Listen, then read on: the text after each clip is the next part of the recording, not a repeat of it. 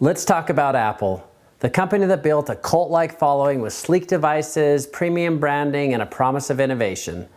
For years, Apple users didn't just buy devices, they bought into a lifestyle, a vision, a sense of being ahead of the curve.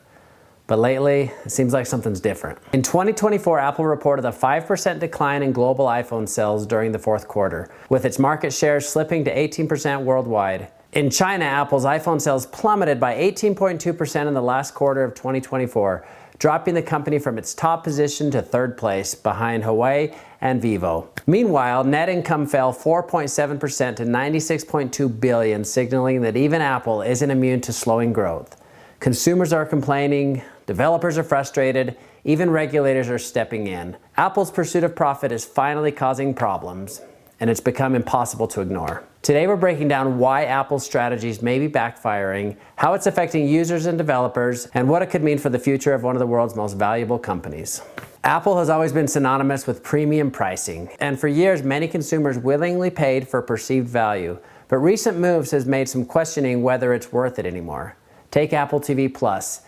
In August 2025, the monthly subscription jumped from $9.99 to $12.99, more than a 30% increase. Apple pointed to an expanded library of original shows and movies as justification, but social media exploded with complaints. I can't justify paying more, and cheaper streaming services have better content, and Apple's just gotten greedy. The iPhone 15 model start at $1,200 for standard configurations, with MacBooks and iPads not far behind. Compare that with competitors. Samsung Galaxy's S24 starts around $799 with comparable specs. Consumers are asking, am I paying for innovation or just the Apple logo? Even accessories contribute to the perception of overpricing. AirPods cost $199 to $249, and the Apple Watch Series 9 starts at $399, quickly climbing with cellular capabilities. When consumers add in iCloud storage, premium cases, and Apple Care, the ecosystem becomes expensive fast. Now, Apple's App Store practices are another major sore point. A 30% commission on in-app purchases has long been criticized, especially by developers whose margins are tight. In 2025, tensions boiled over when a US judge ruled Apple violated court orders by imposing a new 27% fee on transactions outside the App Store. Big names like Epic Games and Spotify have led the charge, but mainly smaller developers feel trapped. Without access to the iOS ecosystem, their apps would lose millions in potential revenue. This growing resentment isn't just about money, it's about trust. Developers argue Apple prioritizes profits over fairness, creativity, and innovation. As more developers voice their frustration publicly, Apple risks alienating the very creators who make its ecosystem valuable. Now, some analysts estimate that Apple's App Store fees generate over $20 billion annually. While profitable, the backlash could push developers to explore alternatives or even bypass iOS entirely in the long term. Now, Apple's hardware pricing continues to be a lightning rod. The iPhone 15 Pro Max starts at $1,199, while Android competitors often offer better specs for significantly less. But Apple doesn't just sell phones, it sells an entire ecosystem. Consider a consumer who buys an iPhone, a pair of AirPods, an Apple Watch, and subscribes to Apple Music or TV Plus. Suddenly, their annual Apple spending can exceed $3,000 to $4,000. That's a significant financial commitment for an average user. Longtime fans are beginning to question loyalty.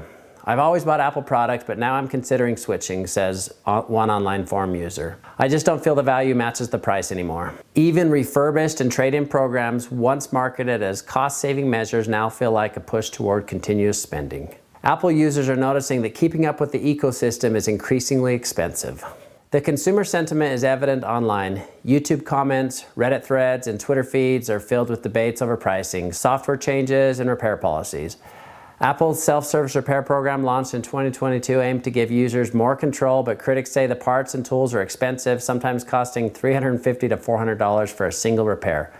Meanwhile, minor software updates disrupt established workflows, frustrating professionals who rely on their devices daily. Battery replacements, once praised for convenience, are now questioned for hidden costs. Consumers are increasingly sharing stories of sudden slowdowns, reduced device lifespan, software glitches, all contributing to the narrative that Apple prioritizes profit over user experience. The message is clear. Brand loyalty is no longer enough. Every price hike or policy change is scrutinized and widely debated. Innovation has long been Apple's calling card. The first iPhone, Face ID, the App Store itself revolutionized the industry.